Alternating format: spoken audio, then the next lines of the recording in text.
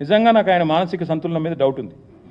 ఎట్లా తయారైందంటే సచివాలయం కింద నిజాం నిధులు ఉన్నాయంటాడు.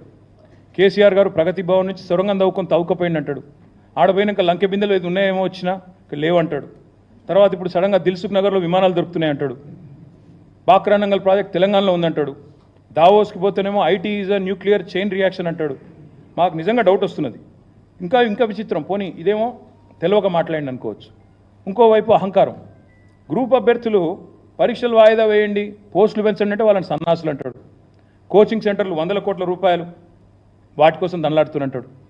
గౌడన్నలను చెట్టెక్కిస్తాడు. కాటమయ రక్షా కవచం మీద పెట్టి చెట్లు ఎక్కించి మీ కళ్ళ నీళ్ళని కలుపుతారని అడుగుతాడు. ఎవడన్నా ముఖ్యమంత్రి చేస్తారండి అట్లా?